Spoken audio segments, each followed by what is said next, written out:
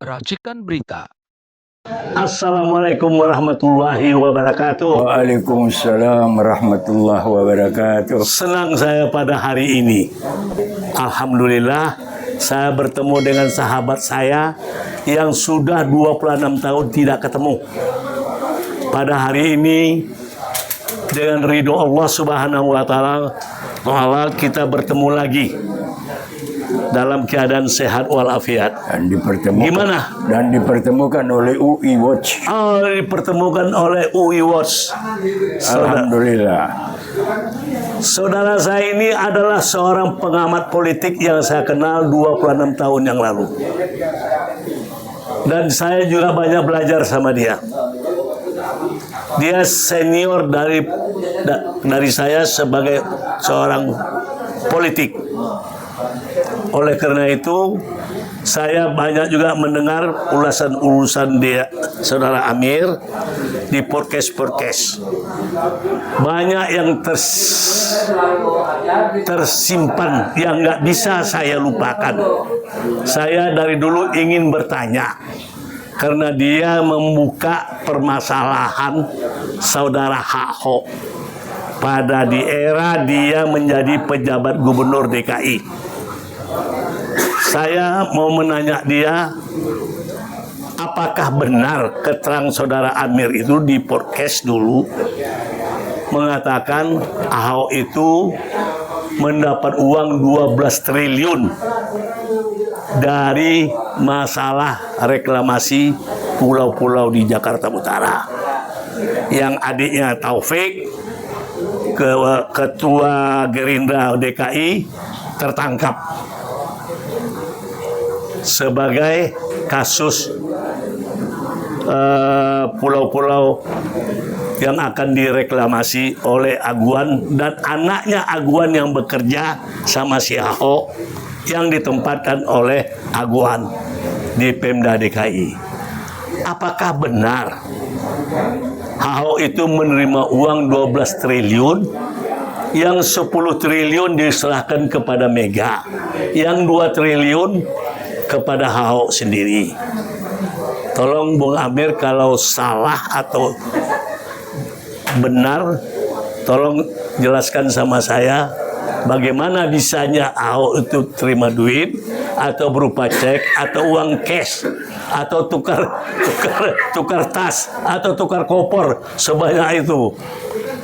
Tolong Bung Amir, senang kali saya mendengar ceritanya ini.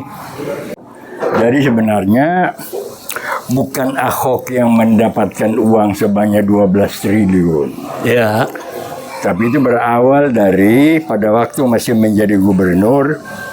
Ketika itu Jokowi menjadi gubernur, ya, dalam kaitannya dengan perizinan pulau-pulau reklamasi, ya, Ahok mengumpulkan para pengembang, ya, pengembang gitu kan. Ya. Nah, dari pengembang itulah mereka mengumpulkan duit yang awalnya kita tidak tahu untuk apa gitu kan. Ya. Nah, kemudian dalam perkembangannya, ketika pada tahun 2014 Jokowi dicalonkan oleh PDIP untuk calon presiden, ya, yang kemudian berpasangan dengan Yusuf Kala, itu Ahok memberikan penjelasan bahwa kalau bukan karena dana dari pengembang yang 12 miliar, yang 12 triliun tadi, Jokowi tidak jadi presiden. Jadi persoalannya di situ. Nah, itu kan berarti bahwa dukungan dana untuk operasional kampanye maupun apa saja dalam rangka pencalonan Jokowi dan Yusuf Kala untuk menjadi calon presiden pada Pilpres 2014, salah satu sumber dananya itu adalah yang dikumpulkan oleh Ahok tadi. Nah, tapi kemudian masalahnya adalah itu menjadi diam, tidak digubris lagi, apalagi setelah Jokowi menjadi presiden, gitu kan? Ya. Nah, tidak ini lagi, tetapi setelah Jokowi sudah dilantik menjadi presiden, kemudian untuk tahap pertama Mendagri menunjuk Ahok sebagai pejabat gubernur DKI Jakarta, Ya. baru kemudian 1 atau 2 bulan kemudian lewat sidang DPRD dia ditetapkan sebagai gubernur definitif. Itu ada kasus lagi gitu. Yaitu yang berkaitan dengan pembayaran tanah untuk rumah sakit Sumber Waras. Oh ya, tahu saya itu. Ya, yang heboh. Tanah di Cengkareng. Yang 6,5 hektar tanah Pemda DKI juga. Lebih kurang 6. Nah, Ya. yang menjadi persoalan adalah kalau tanah di Cengkareng itu sudah ada catatannya di KPK.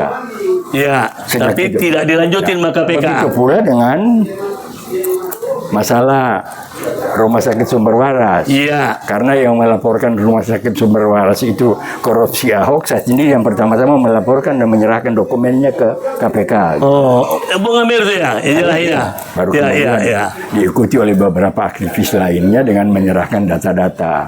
Nah, yang menjadi persoalan kemudian sekarang adalah ada niat dari Gubernur DKI sekarang Ya. untuk memanfaatkan tanah Sumber Waras itu membangun rumah sakit lagi. Gitu. Ya. Nah, tetapi akan harus diketahui bahwa tanah ini kan masih punya Belum selesai. karena alat bukti dari korupsi dan dilakukan. Iya, alat bukti, Karena iya. apa? Ada pengakuan dari Kartini Mulyadi Kartini Mulyadi sebagai pemilik. bahwa dari dana sebesar 800 hampir 900 miliar yang dibayarkan oleh Ahok kepada Sumber Waras pada saat itu, dia hanya menerima 300 lebih. 300 miliar lebih. Kita 380 lah. Iya. Nah, tapi kan sekarang Kartini Mulyadi udah meninggal kan? Iya.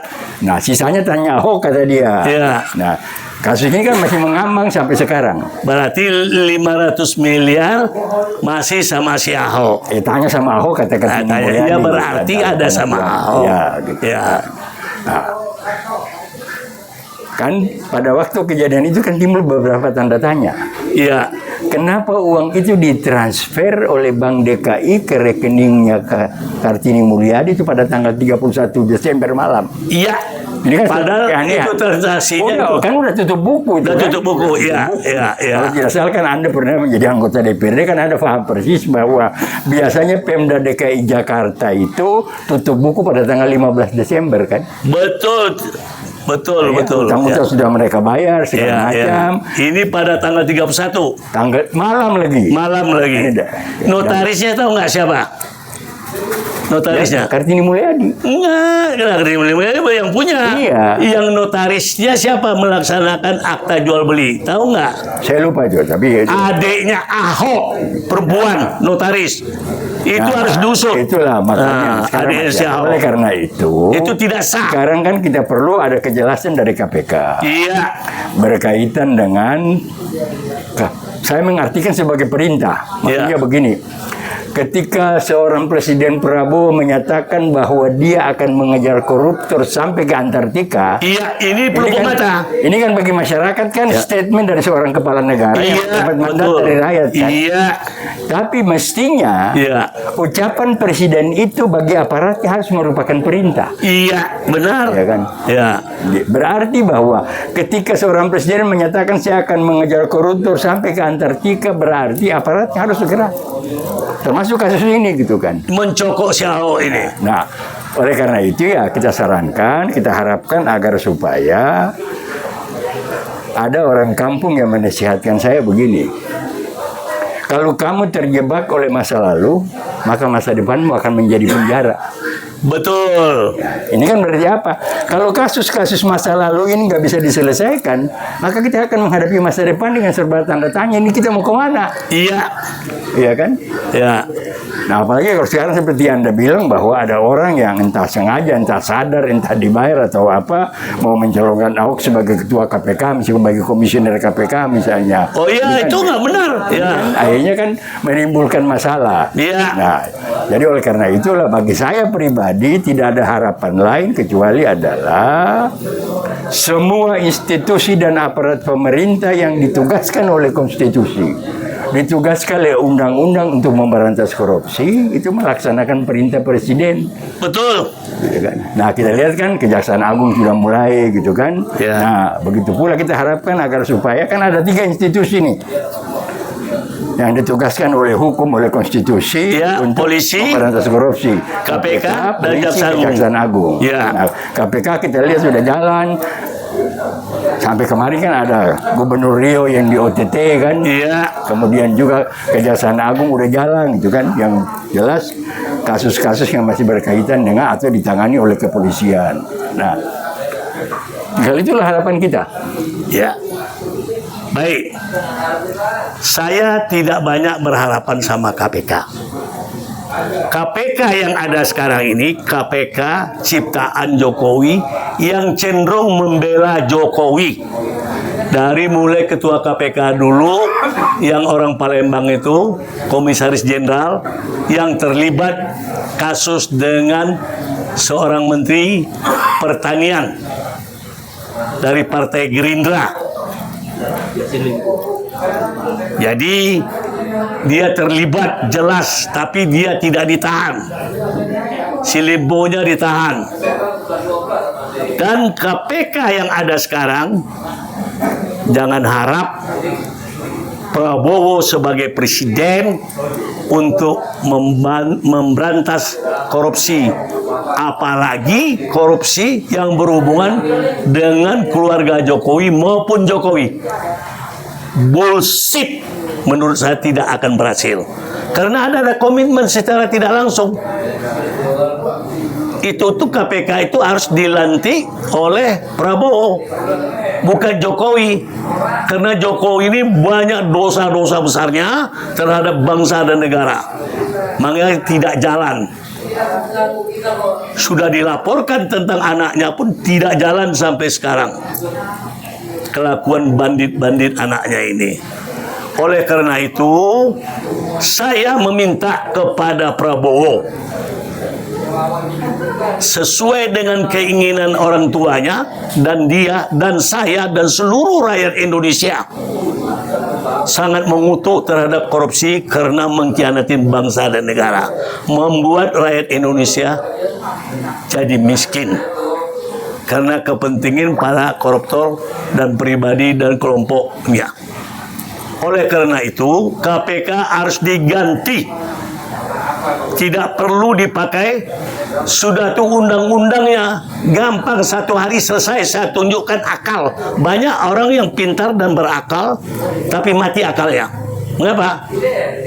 Undang-undangnya itu dibikin aja seperti Perpu kepada undang-undang yang lama, boleh menyadap dan segala macam menangkap. Kembalikan kepada itu Perpu, selesai sama Perpu. 1 hari hanya menyalin undang-undang yang lama.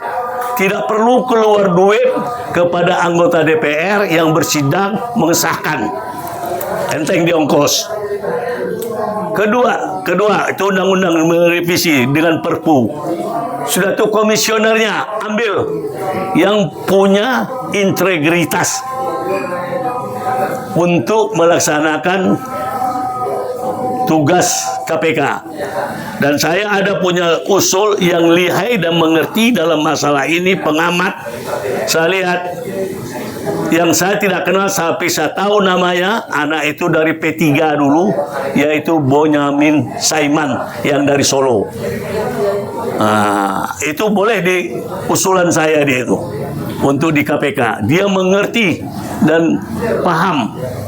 Saya itu satu dari ICW, jangan dari pihak kepolisian. Kedua, udah KPK diganti undang-undangnya Perpu, Sigit sebagai Kapolri diganti segera kalau mau ingin memberantas korupsi. Ketiga, Jaksa Agung diganti karena ciptaan Jokowi. Dan juga ada tebang pilihnya kalau saya lihat. Jadi apalagi Erick Thohir. Erick Thohir itu sudah dari lama saya prediksi ini orang manipulator dan mengada-ngada yang tidak bisa dipercaya. Dia orang yang manis mulut kepada atasan. Syukurlah dia ikut dia kepada Prabowo sebagai wakil presiden yang dulu mau digadang-gadang dicalonin oleh Zulkifli Hasan dari Partai PAN. Nah, syukur alhamdulillah. Tapi lebih masuk ke jurang lagi. Yang masuknya si Gibran yang tidak layak dan tidak patut dan pengkhianatan konstitusi. Siapa yang mengkhianatin konstitusi? Itu adalah manusia-manusia pengkhianat Republik Indonesia dan bangsa Indonesia. Wajib dihukum seberat-beratnya.